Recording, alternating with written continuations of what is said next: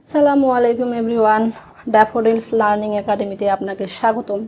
আজকের আলোচনার বিষয় হলো হাউ ডু আই লাভ দি, একটা এলিজাবেথেন সনেট, যেটাকে সনেট 43ও বলা হয়। তো এই সনেটটি লিখেছেন এলিজাবেথ ব্যারেট ব্রাউনিং। তিনি একজন Victorian poet. She is a female character.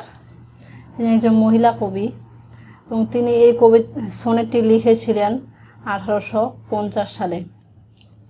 How do I love দি এই সনেটটি কবি তার হাজব্যান্ড অথবা তার বিলাভডকে স্যাক্রিফাইস করে লিখেছিলেন 1850 সালে। আমরা জানি এলিজাবেথ ব্যারেট ব্রাউনিং 1806 সালে ইংল্যান্ডে জন্মগ্রহণ করেন এবং 1861 সালে ইতালিতে তিনি মৃত্যুবরণ করেন। এই ছিল তার জীবনাবসান 1806 থেকে 1861।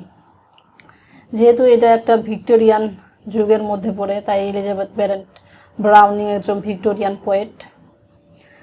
তো এই ভিক্টোরিয়ান পোয়েটের এই সনেট হচ্ছে এলিজাবেথেন সনেট। এই সনেটের রাইম স্কিম হচ্ছে A B B A CD CD CD.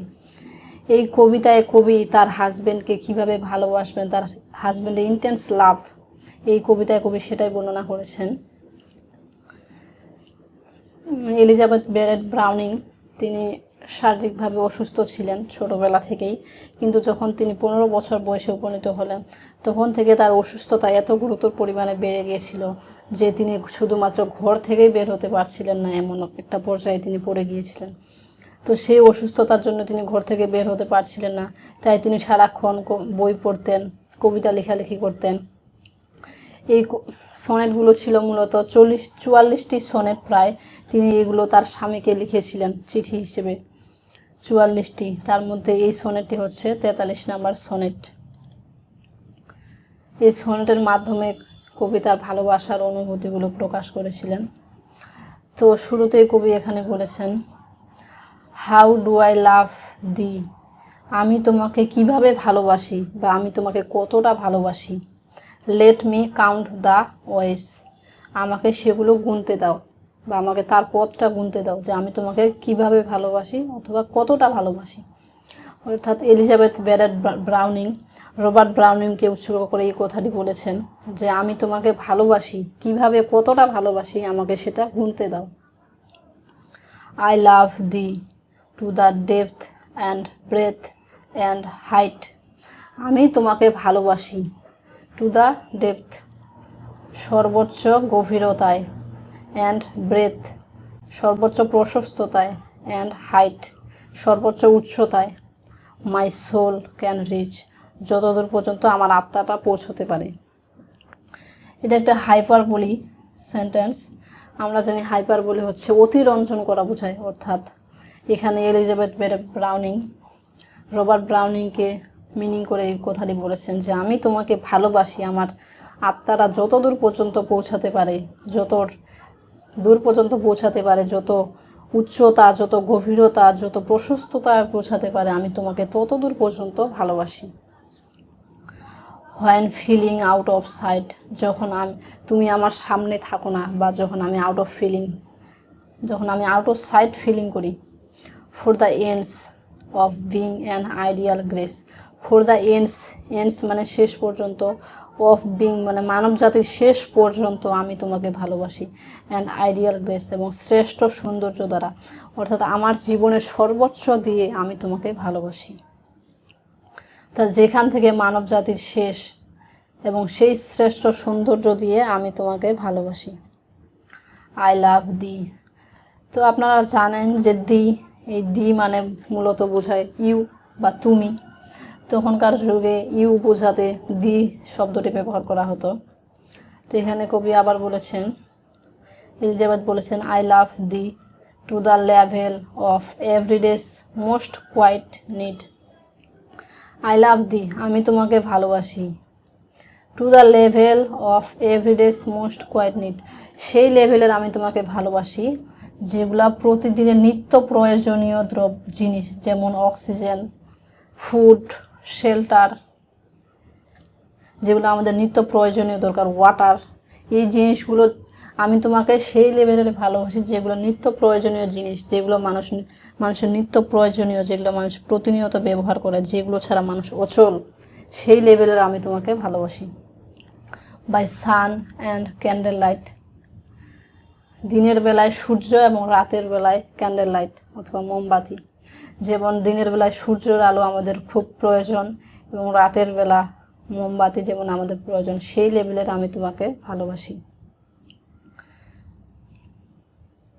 I love the freely, আমি তোমাকে ভালোবাসি মুক্তভাবে। As men strive for right, যেমন মানুষ স্ট্রাইভ মানে সংগ্রাম করে ফর রাইট তাদের অধিকারের জন্যে, আমি তোমাকে সেই রকম মুক্তভাবে ভালোবাসি যেমন মানুষ তার অধিকারের জন্যে সংগ্রাম করে। এখানে তারপরের লাইনে কবি বলেছেন আই লাভ দি পিওরলি, আমি তোমাকে খাঁটিভাবে অথবা বিশুদ্ধভাবে ভালোবাসি। As they turn from praise, যেই বিশুদ্ধ ভালোবাসাটা আমার প্রশংসায় পরিণত হয়। I love thee with the passion put to use, আমি তোমাকে ভালোবাসি উইথ দ্য প্যাশন মানে আমার আবেগ দিয়ে, পুট টু ইউজ যেটা ইউজ করা হয়েছে, যেটা ইউজ করার জন্য। ইন মাই ওল্ড গ্রিপস, আমার অতীতের দুঃখগুলো দিয়ে আমি তোমাকে ভালোবাসি।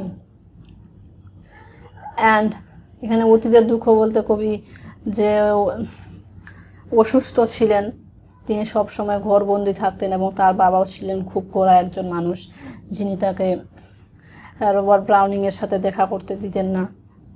তো তিনি এটাই তার অতীতের স্মৃতি অতীতের দুঃখের কথাগুলো এখানে বলছেন যে আমি তোমাকে ভালোবাসি আমার অতীতের সেই দুঃখ দিয়ে, অথবা অর্থাৎ আমি সেই সময় যে এলিজাবেথ ঘর বন্দি ছিলেন, ঘর থেকে বের হতে পারছিলেন না, তিনি যে অসুস্থ ছিলেন, তার যে বাঁচার আকুতি মিনতি, অর্থাৎ আমি তোমাকে ভালোবাসি আমার সেই অতীতের দুঃখগুলো দিয়ে, যেভাবে আমি আমার বাঁচার জন্য চেষ্টা করছিলাম, সংগ্রাম করছিলাম। অ্যান্ড উইথ মাই চাইল্ডহুডস ফেথ, এবং আমি তোমাকে ভালোবাসি আমার সেই শৈশবের বিশ্বাস থেকে, অর্থাৎ চাইল্ডহুডস ফেথ মানে যেটা ইনোসেন্স বোঝায়, নিষ্পাপ, সে তখনকার বিশ্বাসটা যে নিষ্পাপ ছিল আমার ভালোবাসাটা, তা আমি তোমাকে সেই রকমভাবে ভালোবাসি যে আমি তোমাকে নিষ্পাপ মনে ভালোবাসি। চাইল্ডহুড আমার শৈশবের বিশ্বাস থেকে আমি তোমাকে ভালোবাসি। I love thee with a love I seemed to lose, I love thee বলতে আই লাভ ইউ মানে আমি তোমাকে ভালোবাসি উইথ এ লাভ, সেরকম একটা ভালোবাসা দিয়ে, আই সিমড টু লস যেটাকে আমি হারিয়েছি। উইথ মাই লস্ট সেন্স, অর্থাৎ আমার ধর্মীয় বিশ্বাস যেটাকে আমি হারিয়েছি, আমি সেই বিশ্বাস দিয়ে আমি তোমাকে ভালোবাসি। অর্থাৎ এলিজাবেথ ব্যারেট ব্রাউনিং যে অসুস্থ ছিলেন সেই সময় তিনি যে সেন্ট বলতে এখানে পীর বা সাধু বাবাকে বোঝানো হয়, তিনি যত রকম সেন্টের কাছে গিয়েছেন ভালো হওয়ার আকুতি মিনতি নিয়ে, তিনি আশ্বস্ত হয়েছিলেন যে তিনি একদিন না একদিন ভালো হবেন।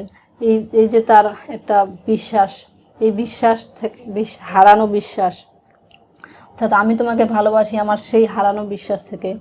I love thee with the breath, আমি তোমাকে ভালোবাসি উইথ দ্য ব্রেথ আমার নিঃশ্বাস দিয়ে, স্মাইলস আমার হাসি দিয়ে, টিয়ার্স আমার চোখের পানি দিয়ে, অফ অল মাই লাইফ আমার জীবনের সব কিছু দিয়ে, অ্যান্ড ইফ গড চুজ এবং যদি গড চায়, আই শেল বাট লাভ আমি আরও ভালোবাসবো, দি তোমাকে, বেটার আফটার ডেথ মৃত্যুর পরেও, অর্থাৎ গড যদি চায় আমি মৃত্যুর পরেও তোমাকে আরও অতি বেশি ভালোবাসবো। তো যেহেতু এটা একটা সনেট, তাই আমরা জানি সনেট মূলত 14 লাইনের একটি কবিতা, এবং এই সনেটের প্রথম 8 লাইনকে বলা হয় অষ্টক এবং শেষের 6 লাইনকে বলা হয় ষষ্ঠক বা শেষ্টেক। তো এই ছিল অল অ্যাবাউট আজকের এই ডিসকাশন। আই হোপ আপনারা বুঝতে পেরেছেন। See you in another tutorial. Till then, Allah Hafiz.